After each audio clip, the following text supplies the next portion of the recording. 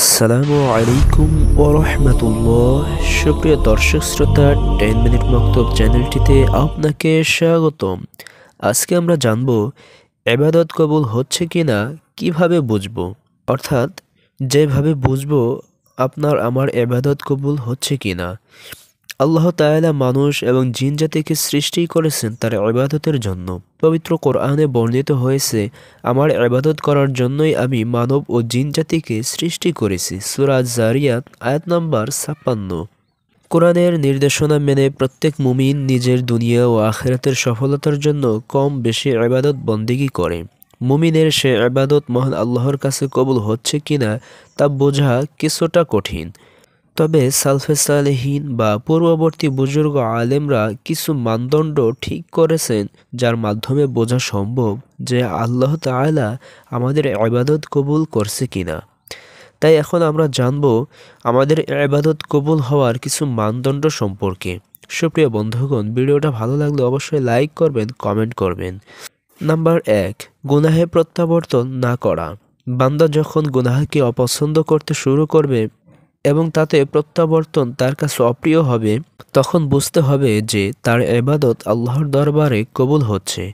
পাশাপাশি যদি বিগত দিনের গুনাহগুলোর স্মরণ তাকে চিন্তিত ও লজ্জিত করে, আফসোসের তুফানে তার মনকে অশান্ত করে, তবে বুঝতে হবে তার আমল কবুল হচ্ছে। মাদারিজুস সালিকিন নামক গ্রন্থে আল্লামা ইবনুল কাইয়্যুম রাহিমাহুল্লাহ বলেন, গুনাহের কল্পনা যদি কাউকে আনন্দ দেয়, সে গুনাহে লিপ্ত থাকতে পছন্দ করে এবং পাশাপাশি ইবাদতও করে, তবে সে ৪০ বছর ইবাদত করলেও তা কবুল হবে না। নাম্বার ২, আমল কবুল না হওয়ার ভয় করা। আল্লাহ আমাদের ইবাদতের মুখাপেক্ষী নন। বান্দা নিজের কল্যাণের জন্যই আল্লাহর ইবাদত করে, তাই দম্ভ ভরে তার ইবাদত করা মূল্যহীন। বরং তার ইবাদত করতে হবে অত্যন্ত যত্ন সহকারে, খুশু-খুজুর সঙ্গে। আর পরিপূর্ণ খুশু-খুজু আনতে হলে অবশ্যই ইবাদতটি সঠিক হচ্ছে কিনা, তা আল্লাহর কাছে কবুল হবে কিনা এ ভয় অন্তরে থাকতে হবে। তবে ইবাদত বিশুদ্ধ করার গুরুত্ব অন্তরে তৈরি হবে।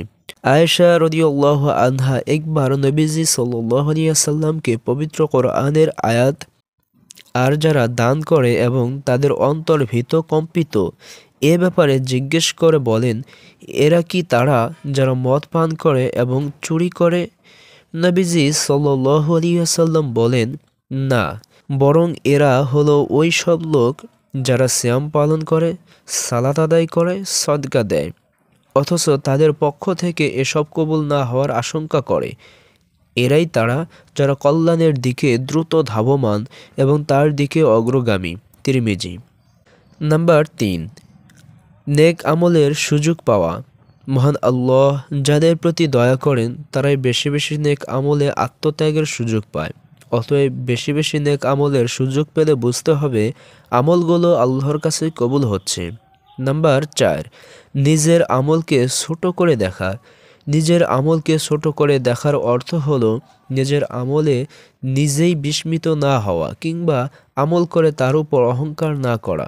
মহান আল্লাহ মানুষের শরীরেই যতগুলো নিয়ামত দিয়ে রেখেছেন, সারা জীবন আমল করেও সেগুলোর যথাযথ হক আদায় করা সম্ভব নয়। তাছাড়া আমল নিয়ে অহংকার করলে আমলের সব বিনষ্ট হয়, নেক আমলে অলসতা চলে আসে।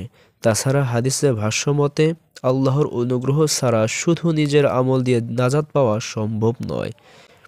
আবু হুরায়রা রাদিয়াল্লাহু আনহু বলেন, রাসূলুল্লাহ সাল্লাল্লাহু আলাইহি ওয়াসাল্লাম বলেছেন, কশ্চিনকালেও তোমাদের কাউকে নিজের আমল নাজাত দেবে না।